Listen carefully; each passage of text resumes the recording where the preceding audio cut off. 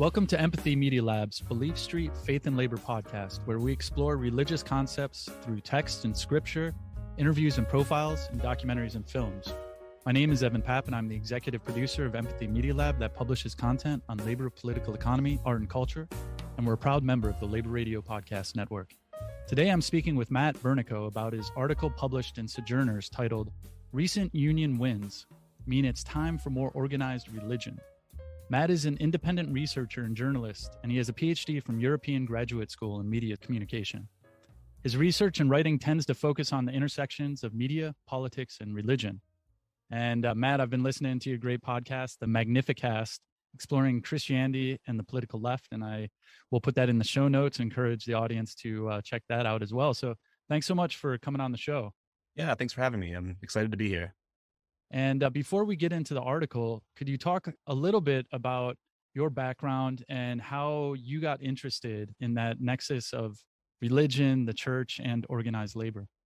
Yeah, well, it's probably a pretty long story. It's hard to tell your own story, I think. It's difficult. I guess the way I usually think about this or why I'm interested in this particular confluence of things is that I grew up in a pretty evangelical church, by which I mean extremely conservative type of Protestant Christianity. And the emphasis in that particular, branch of Christianity is that above all things, you have to take the Bible extremely seriously. So growing up, that meant doing very embarrassing things like doing Bible quizzing. You read a book of the Bible and you have to know it, and you kind of like go to these events. It's like Scholastic Bowl, but for like Bible nerds. Okay, I've already revealed too much embarrassing information about myself. But anyways, that impulse, I think, was kind of a weird line of flight out of conservative Christianity towards, I think, the sort of milieu of labor, of social justice and Christianity that I'm interested in now. Because, if you start reading the Bible, if you do the thing that evangelicals tell you to, take the Bible very seriously, you get a lot of themes that, I don't know, you can't do anything else with other than be on the side of working people and poor and low income people. I think one Bible's quizzing moment I had that really I think made this all come together for me was reading in the book of James in the New Testament, which is James is an epistle that's sort of like a New Testament thing that comes after the Gospels. If you're not a church person, none of that matters. It doesn't, who cares? But anyways, there's a bit in James 5, where James says, "Listen, you rich people, and wail because of the misery that's coming to you. Your wealth is rotted, and moths have eaten your clothes. Your gold and silver are corroded. The corrosion will testify against you. You've hoarded wealth in the last days, and the wages you failed to pay your workers who mowed your fields are crying out against you." And that Bible verse, I think, is wild. When you think of Christianity, when you think of, going to church, it's rarely as pointed as that. You think you have maybe some kind of, there's like a conception of like a fire and brimstone kind of preacher, or there's, kind of like a lovey-dovey, Jesus is my boyfriend kind of preacher. But there's something else, I guess, I found in the Bible that is, pursuant of justice for all people. And anyways, when I was trying to take the Bible very seriously, like evangelical pastors have always told me to do, I ended up finding that the Bible is, at least sometimes, a pretty big book that is pro-worker, that's pro-poor people, that has something pretty prophetic to say against rich people. So that led me, I think, to where I am right now. As a bad Catholic myself, that's someone who was raised Catholic and have gone in and out of the church, yet I've never lost the interest of the story of Jesus Christ and how he actually challenged the powers that be, both within culture, within finance, and within the political powers. And I've always wanted to orient my life around Catholic social teaching and social justice. And I really appreciated your article starting with a great quote from Martin Luther King. And it states, "We would have a better world if Christians would stop talking so much about religion and start doing something about it. But the problem is that the church has sanctioned every evil in the world, whether it's racism or whether it's the evils of monopoly capitalism or whether it's the evils of militarism." And before I ask you why you wanted to write this particular article, I just wanted to also mention that I've been listening to another podcast called The Church Dismantled, which this person is discussing how and why people are leaving the church. And it's because the church no longer meets the needs of so many people. And it's God that's actually dismantling the church, which is kind of a very provocative kind of angle to maybe have a rebirth of the church that actually becomes more meaningful for so many people who may not currently find meaning in the church and are not attracted to it. So And that's a little side note, but I love the way you start your article. And why did you want to write this piece? Yeah, well, let's see. I have a long life with lots of sort of career changes in it. For a little bit, I was a PhD student, and I finished my PhD, and I went to teach at a university, and I did that for a bit. So my area of expertise is media studies, and I study a lot of things with regards to like how social movements use media kind of to their advantage. And I don't know, I left academia kind of in search for something else that would be interesting to do. And I started working as a staffer for the Fight for 15. I was kind of locally working in St. Louis, kind of making media for them and doing videos, other things. And, I think like that experience of being in a labor movement that is working to organize low wage workers, people who have no right to a union currently because of extremely rigged labor laws. That experience really kind of led me to see exactly what the Bible's talking about, but maybe in a more like explicit way. The thing I just read a minute ago about James 5, it's great. And it's kind of, giving you some hypothetical workers who are not being paid for their labor. But when I was working with Fight 15 and we were organized fast food workers, I was seeing that literally on the ground, right? Literally people who would show up to work at McDonald's, they would punch in and, they'd get told they have to work through their break, or they just wouldn't see some of those wages or whatever. Right. And what I was seeing in the world was exactly what the Bible is kind of prophetically talking about, which I guess made me, want to pull this out for other people of faith. There's a trend, I think, if you go to like a labor rally or whatever, somebody's on strike, and chances are you'll see a pastor there speaking. Yeah, maybe not, maybe a different faith leader, whatever, but it's pretty common. But it always kind of strikes me as like bizarre that, these pastors are showing up, but I don't see any other like church people. I don't see the entire congregation. So I really want to see that in the world. And there's this sort of like new wave of, I think, labor organizing going on with Starbucks, with Amazon, with, all kinds of other people. And I just thought, well, like, I should, if I think that's true, I should probably just tell people. So I wrote this article, and basically that's the idea, right? Is that Christians have a moral obligation to show up for people who, the Bible would call the least of these, but who, otherwise we would recognize as being poor or low income or low wage workers. I think those are the people that we need to show up for. The Bible tells us we should. And I think that's true. Jesus came to the earth as a poor person, not as a rich CEO. So that kind of speaks to me. And I want other people to know that. There's also another angle of it too, though, where I think that there is sort of strategic value with faith communities being involved. I mean, at the end of the day, workers win unions, not churches showing up to rallies. But I still think it's important strategically to have that community support, to let everyone know that like there's a whole bunch of people here that they're gonna be mad if you mess around too much. Yeah, and you cite Jane McAlevy's post-mortem of the Bessemer vote union drive, the first one, and that there were heads of churches who may show up, but the rest of the congregation wasn't there. And we are all workers, and we can't just isolate our organizing just within the workplace, but it's within the community as well. Yeah, I think that's right. Yeah, that Jane McAlevey article was really interesting because there was so much labor reporting around the religion angle around that first Bessemer run. And it was cool. I liked it. I thought it was all really neat, and hearing about the sort of like fake stories of the organizers or some of the pastors who were involved is really cool. But I mean, at the end, she's right. I mean, like the community support wasn't there. I mean, I guess among other things, I don't know. There's a lot to unpack about that Bessemer run, and I'm probably not the best person to talk about it. But all to say, yeah, I think there's some kind of strategic thing there. It's great if your pastor shows up, but everyone should show up, I think. Well, you also in this article brought to my attention the Jesuit liberation theologian, Father Ignacio Alacuria, if I'm Yeah. pronouncing that right, and in his book, Systematic Theology, and talk about this idea of Christian soteriologies. Is that how you pronounce it? Yeah, Something. yeah. No, yeah, it's good. A lot of annoying big like theology words they mean something really specific, and I don't know, not words we usually use. But yeah, so in Christianity, there's this idea called soteriology, right? And soteriology is like the theological conversation around like how does Jesus save people, right? I mean, you see bumper stickers that say Jesus saves, or people holding signs or whatever, all kinds of wild stuff like that. Like, how does that really happen? Like, what are the mechanics? What's the story there? And, some Christians, it's really cut and dry. There's a really popular theory in theology called substitutionary atonement. And the idea is that, like, Well, when Jesus dies on the cross, Jesus takes all of the sins of all of the world kind of onto himself, and he dies as like a sacrifice, somebody in our place. And I don't know, that's not, I'm not a theologian myself, and maybe not very theological minded, but that is an explanation that does not sit well with me or doesn't make a lot of sense to me, which is fine. It doesn't have to, I guess. But, it gets you into some hot water. Like, well, if Jesus and God are the same person, why is God making do this? There's like a lot of like weird moving parts. Okay. But A. Curia, this Spanish Salvadorian Jesuit, he's on the scene writing in El Salvador in like the 60s, 70s, and 80s. He dies in 1989 and he's killed during the Salvadoran Civil War.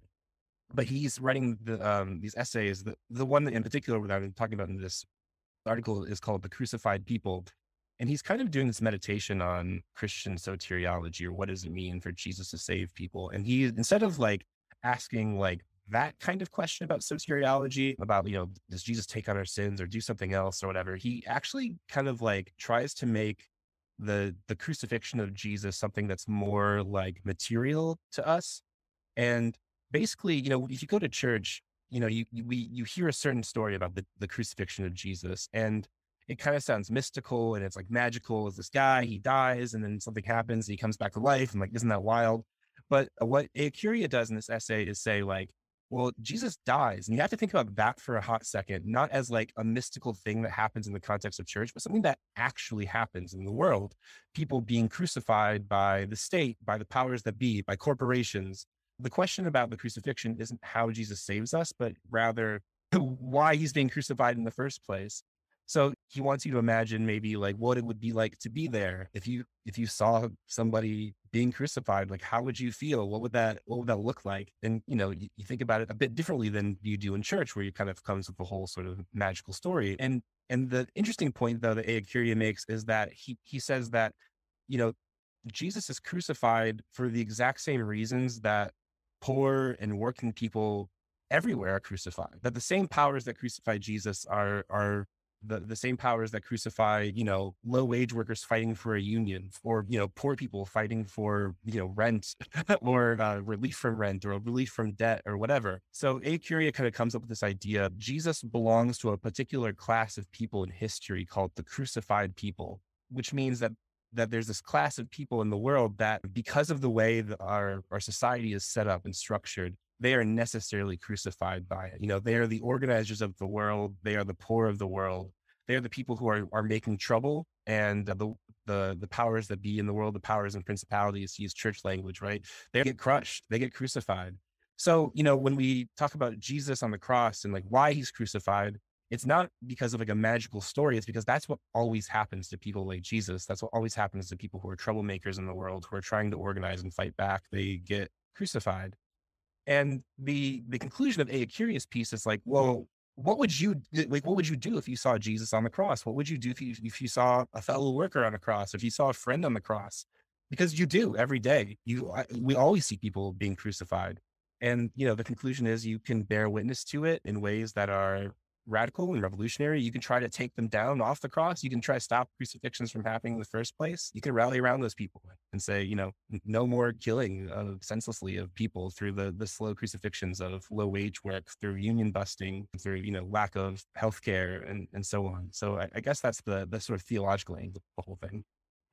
I love it. And it also, really forces Christians to see that these poor people are, as you put so eloquently in the article, the system's rigged against us and is slowly crucifying poor and low income people through low wage jobs, lack of healthcare, high rents, ecological devastation, systemic racism, war, I would say, on top of that as well. And I just really think that the more we can bring that lens into the church and go into the church to even organize the churches, to raise this awareness and bring in labor leaders and things like that, to connect to the local struggles within and around every church, will have impact, and those seeds will grow to beautiful things. And in a previous article in September 2021 titled Episcopalians on Strike, you talk a little bit about a kind of a case study of what happened when people get involved from the religious community in labor struggles. Could you just talk a little bit about what that was?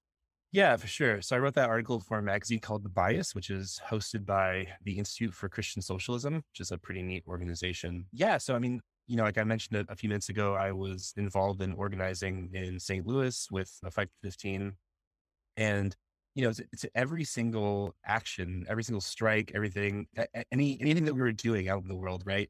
The same group of pastors would show up, and most of them were Episcopalian, which I think ended up drawing me into going to their church, which is, I don't know, fine. It was pretty cool for me at least. And they would show up time and time again, and they would call out McDonald's and Burger King and Wendy's for treating their workers wrong. And I think that there's a real power in doing that, right? And there's something cool, I think, about hearing religious leaders speak on that. I mean, they don't have to be Christians. I think that, like, I mean, in all kinds of different examples, there are plenty of really fantastic faith leaders in the Muslim community and in the Jewish community and elsewhere who are happy and willing to speak up about these things. In my community, particularly, though, is these wild Episcopalians. Anyways, so there's a value and a strength for them to show up and say, like, what you're doing is bad. Not just like because these, like, rabble rouser, like, labor organizers say it's bad, but because, like, me, a moral authority, a priest in a church, say it's bad. And not just bad in the sense that, like, well, you shouldn't do that, it's not kind, whatever, but in the sense that, like, that's the core of the gospel. Like, what you're doing exploiting poor people is the very core of the gospel. The people that you're exploiting are people who are exactly like Jesus. They're the people who Jesus cares the most about. And, like, not only is this priest yelling at you that he's mad, but, like, maybe God's mad too. And you should think about that. There's a moral power there. I mean, maybe the owners of the McDonald's franchises in my town, they maybe don't care very much, but I think that there's something interesting happening there. I've talked to a handful of workers about that particular topic, like how they feel when pastors or priests show up, and they always feel pretty excited about it. Even if they're not, like, really religious themselves, I think they just get excited that somebody, from the larger community is there to, like, really kind of bring the the drama of church out into the strike line. There's a power to all of that, I think. And I have to ask because I'm not too deep into the socialist movement in Maryland. There's a lot of progressive groups that I'm very active with, and I have a lot of socialist friends. But I do know also that there can be a very atheistic, hardcore, like communist socialist side. Have you ever seen any issues with that when you try to bring up organizing the church?